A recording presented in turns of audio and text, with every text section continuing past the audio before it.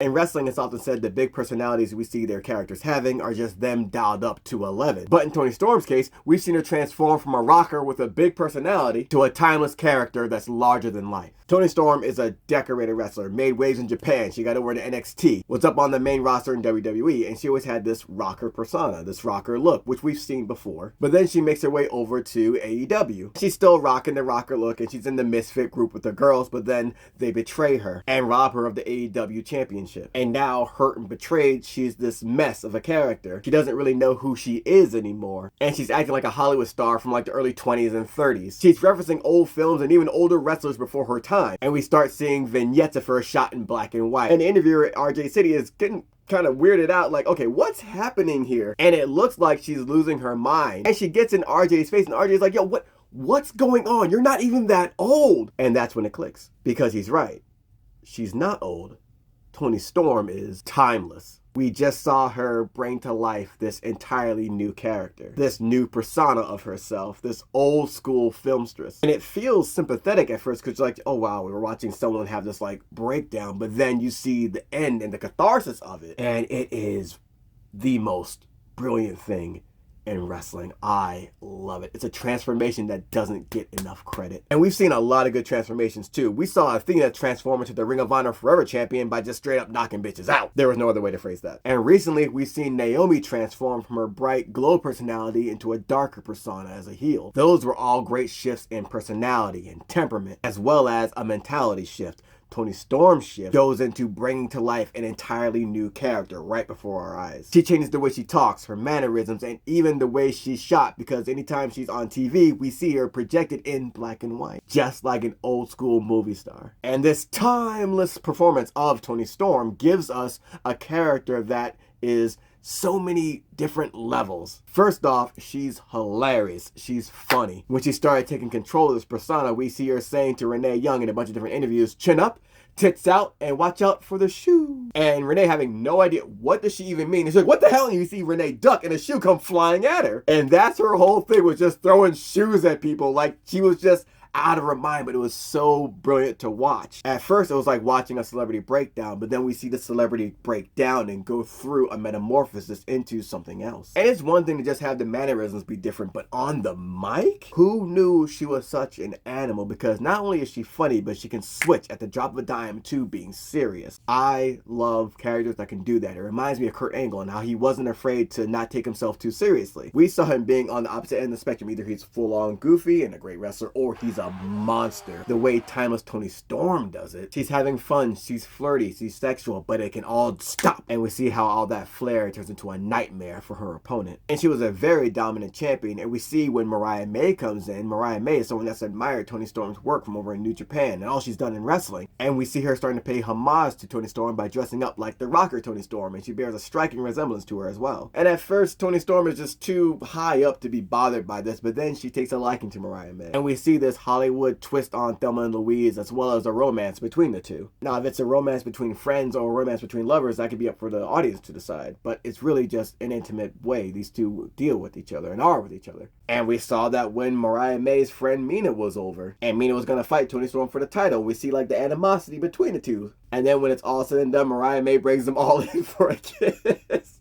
And it all makes sense because it's very Hollywood. And the best part of the tale comes when Mariah May betrays Toni Storm. In wrestling, you know a betrayal might be coming down the line, but you just don't know when it'll happen. And it's always a shock when it does. Or the shock is in how far they take the betrayal as well. And we saw Mariah May bloody up Toni Storm with the high heel end of a shoe. And Toni Storm is gone for months. She's over in Japan. She's over wrestling in Mexico. When we see her come back, she's no longer timeless Toni Storm.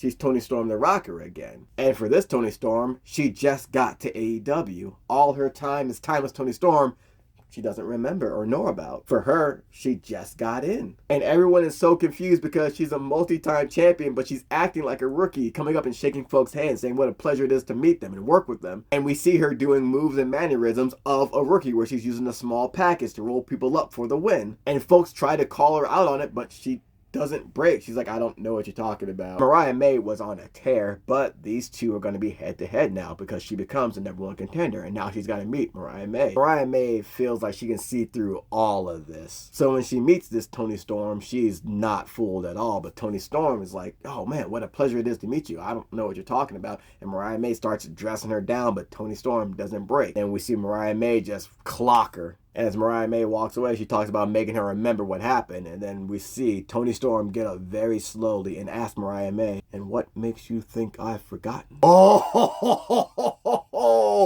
it was all an act. Because they say the hardest role you'll ever have to play is yourself. And that's what Toni Storm did to get her shot back at her championship and revenge on Mariah May. And we saw timeless Toni Storm remind Mariah May who she is, as well as the audience, by saying that she is timeless Toni Storm, and she's gonna rip her tits off. She runs it back with Mariah May and gets her championship back by winning with a small package. And when I tell you that the mic work is next level, because at AEW Dynamite the following week, she gets on TV and she says, they say the best things come in small packages. Well, darling, you should have worn protection because I railed you with the biggest package there's ever been. You never know what she is going to say. Girl was on the mic challenging everybody like nobody swings like Toni Storm. So ladies, put your keys in the bowl and let's get this orgy started. Ma'am, it will be sweaty and it will be messy, but it'll always be timeless.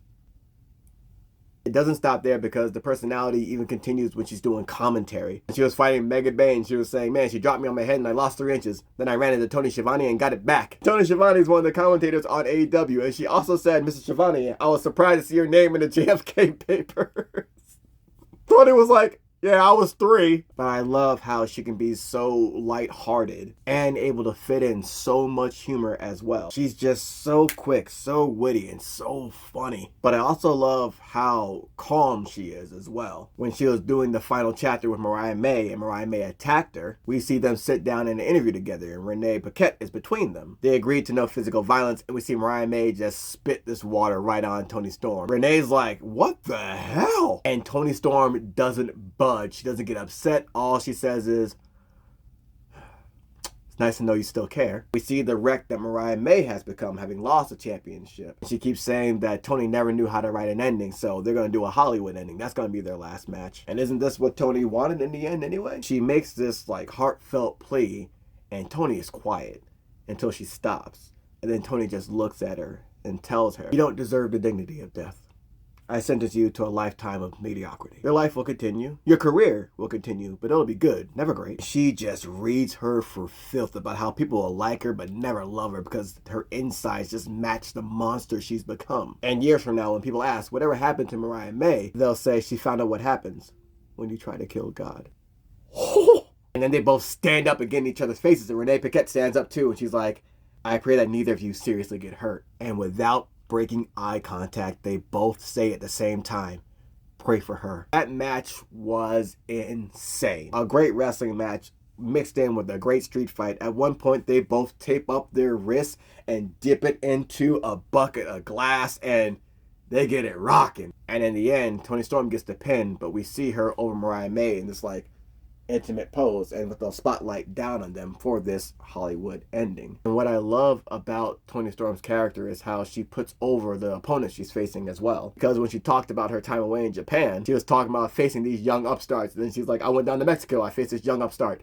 She beat the hell out of me. The way she talks on the mic is just ridiculous. If I tune in for something on AEW, I'm tuning in to see Toni Storm, and I'm tuning in to see, okay, what's she gonna say next? Because it's not all just one-liners and flirty lines. She's legit doing poetry on the mic. Because when she went against Megan Bain, who I talked about earlier, she presented a challenge for Toni because this is someone that's physically bigger, someone that's physically stronger. Your girl got dressed up like Rocky for the occasion, and Megan Bain is called the Megasis, like they're taken from mythology, and we see Toni Storm cut this crazy Greek mythology promo. Toni Storm just looks dead at the camera and says, who died and made you God? Who came down from the mountains and bestowed your power upon my people? Then she asks her, Megan Bain, have you heard the mythology of the one they call timeless? She proceeds to just spit Bars. Hercules doesn't have my thighs. I have an eatable complex with myself. I will summon the Kraken from my ass, and Narcissus ain't got shit on me. I saw my reflection, and my reflection saw me, and we made love until the sun came up. And at Dynasty, I will cut off the head of the mighty Megasis, and I'll hold it up for the world to see, and I will say, by God, I'm good. Your girl's A1 on the mic. And again, to be able to just pump the brakes and flip it like that, I love that type of character work. And what makes her so different is how subtle she is with it sometimes. Because yeah, sometimes she'll yell, and you can yell to get the point across, but usually she's calm. She's an actress delivering the line. Except the teleprompter's in her own head, and she already wrote the script for this shit. And it's this amalgamation of things that make her so timeless, that make her the whore you all adore, her words, not mine, that make her the tramp that's still champ. And she told Megan Bain, the bigger they are, the harder they come. So let me tell you what's going to happen at Dynasty. I'm going to make your thighs shake and your body quake, and I'm going to leave with this strap on. And she held up the title, but the play on words was crazy. It was just so dope to see a wrestler come in and we see that change in them take place. In AEW, we saw Toni Storm become who she was meant to be. In my eyes, wrestlers are performers, and it's always incredible to see a performer find their voice in real time. Toni Storm has found her voice, and it is timeless.